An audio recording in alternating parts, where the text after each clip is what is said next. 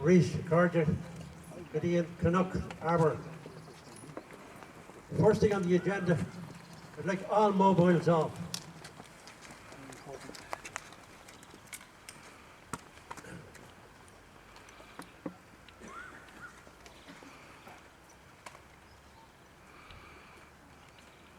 Fudger O'Cady, and Canuck Arbour, Relic. Derek Cadella, Dunalecra, Lady of Shadiac. Welcome to Arbour Hill, all of you. The final place of rest for the 14 of the 16 heroes of 1916. The others, Thomas Kent, executed in Cork Jail, and Roger Casement in Pentonville Prison in England. These men are enshrined in Irish history as is Wolfe Tone, Robert Emmet, Lord Edward Fitzgerald, Henry Joy McCracken. Even though more than 200 years separates their demise, they all met their deaths by the same hand for the same cause. To be free from the shackles of bondage imposed by the same foreign power over the eons. It has been mooted that the powers to be here in Ireland intend to commemorate the men of 1916 in equal parity with the British who fell during Easter week. To me, it would be akin to asking the Israelis to commemorate the Palestinians they killed in battle, or vice versa. They may as well throw in the notorious Black and Tan for good measure. Thank the British for occupying our country and teaching us English. For the present batch of politicians are well known for bending over to appease our nearest neighbour, Pervious Albion. I could go on, but I think time is against us. So we'll have the laying of the wreath now, here at the wall.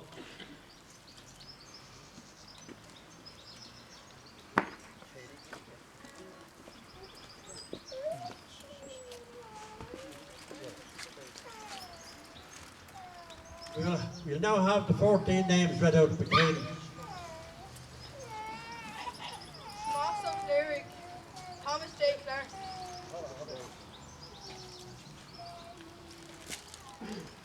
Thomas McDuncoden, Thomas McDonough.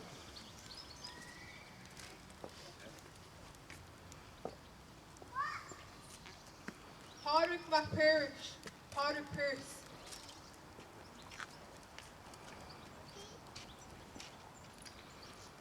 Eamon O'Donnell, Edward Daly. Michael O'Hanrahan, Michael O'Hanrahan. Liam McParish, William Pearce. Joseph O'Flunke, Joseph Plunkett. Sean McGillibride, John McBride. Todd Cobar O'Culbert, Con Colbert. Eamon Kent, Eamon Kent. Sean McConey, Sean Houston. Michael O'Mallon, Michael Mallon. Seamus O'Keneally, James Conley. Sean McDermott, Sean McDermott.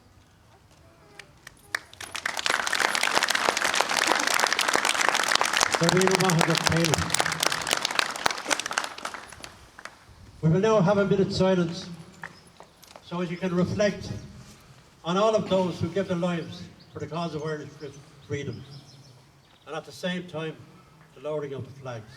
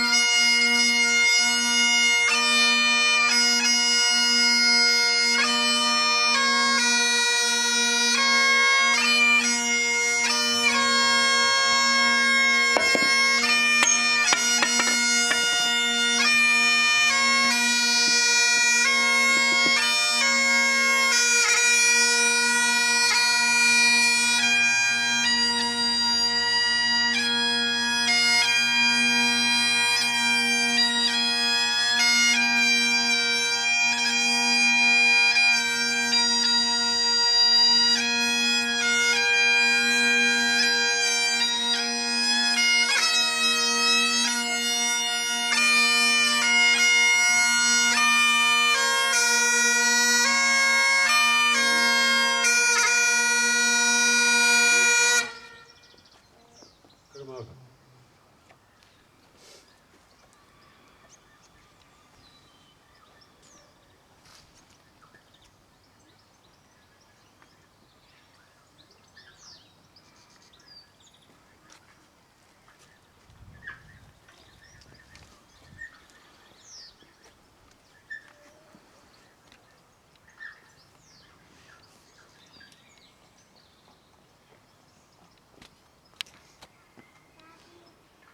I will now call on Christina to read the Declaration of Independence.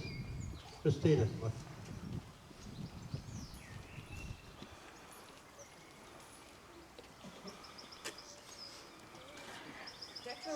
Declaration of Independence on K Dawn, 21st of January, 1919. Whereas the Irish people is by right a free people, and whereas for 700 years the Irish people has never ceased to repudiate and has repeatedly protested in arms against foreign usurpation. And whereas English rule in this country is and always has been based upon force and fraud and maintained by military occupation against the declared will of the Irish people. And whereas the Irish Republic was proclaimed in Dublin on Easter Monday 1916 by the Irish Republican Army, acting on behalf of the Irish people. And whereas the Irish people is resolved to secure and maintain its complete independence in order to promote the common weal, to re-establish justice, to provide for future defence, to ensure peace at home and goodwill with all nations, and to constitute a national policy based upon the will, with equal rights and equal opportunity for every citizen. And whereas, at the threshold of a new era in history, the Irish electorate has, in the general election of December 1918, seized the first occasion to declare, by an overwhelming majority, its firm allegiance to the Irish Republic.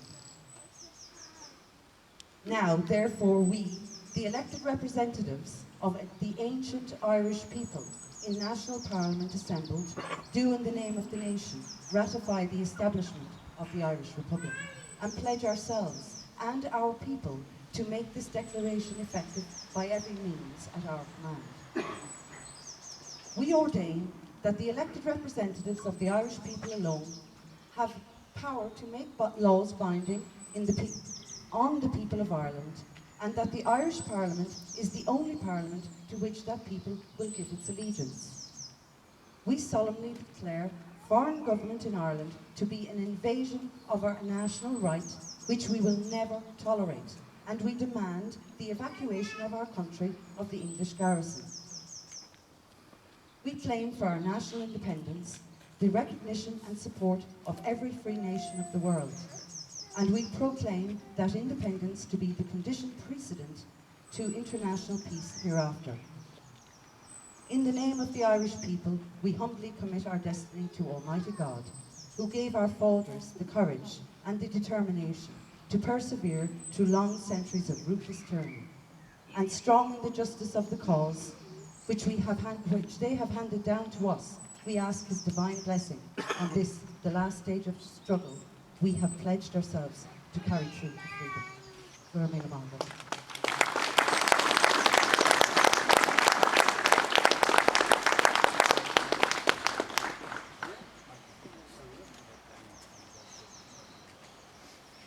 Martin Clare, Billy McGuire will say another few words here. Well, I'm not going to say too much, but I would like to say the reason probably why you saw me holding the tricolour is that it's an Irish Republican Brotherhood tricolour. And as I said this morning at the GPO, that Thomas Francis Marr, he brought that, and it was the Irish Republican Brotherhood. They adopted it as the national flag. And that's what, there must be no gold braiding around that tricolour flag. If it is, what you see today, you see the provisional government putting an admiralty gold braid around our tricolour flag. And the reason you see me holding that flag, it's still owned and is the property of the Irish Republican Brotherhood. And they keep it for you, the sovereign citizens. And that's what we do. Now, I would like to also point out about Michael Biggs. He spent 4 years carving the proclamation, your proclamation, in Irish and English. It's not finished. It should have the sovereign trinity, which is the sovereign seal, 12 strings, the tricolour on the ohm stick, and the harp of the psaltery on top of that. And it's amazing with all that they don't do that. That is the Sovereign Republic of Eire. The name of the state is the Sovereign Republic of Eire. There was no other state founded in Ireland. What was founded in 1922, it was imposed by King George V, a British apartheid system for the 26 and 6 counties of Ireland as an Orange-Free state and a provisional government. That's what you have in Leinster House today. Dáil Éireann has never sat in Leinster House. I'd also like to point out that that is not a crucifix, that is a cross staff, and that's very important to know that. But I'd like also to thank the prisoners here who keep this memory alive of all those who are all members of the Irish Republican Brotherhood who were executed by King George V. And I'd like to thank you as citizens for making this day very special and for continuing on what those people suffered for us. Thank you very much.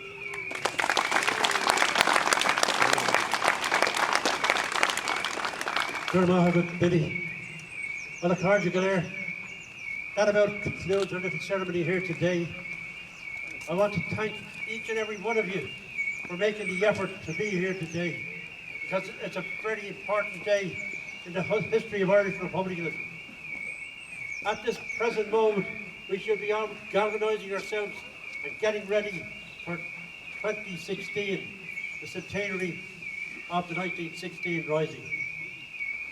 If you yourselves all act as ambassadors, well, I'm sure we'll have no trouble or problem in generating a huge crowd here next year. It's only important, very necessary that we do, because revisionism in this country is working at 120% to more or less gloss over what the men in 1916 did, what they went out and fought and died for. As I said earlier, it's great to have period costumes down around O'Connell Street, but there was nothing very romantic about what happened. All of those people suffered. They were shot. While thousands and thousands of fellow Irishmen were fighting the cause for England on the continent. Never forget that. I want to especially thank the children here for laying the wreaths. I want to thank the girls for reading the proclamation, Oscailga, Osberda. I want to thank Christina for the Declaration of Independence, and Billy for his narrative on the Irish Republican Brotherhood.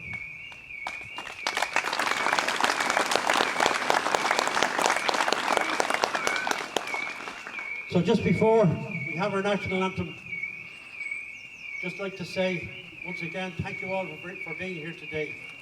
So we will all fall in behind the flag and march out to the main gate and disassemble as soon as we have the national anthem.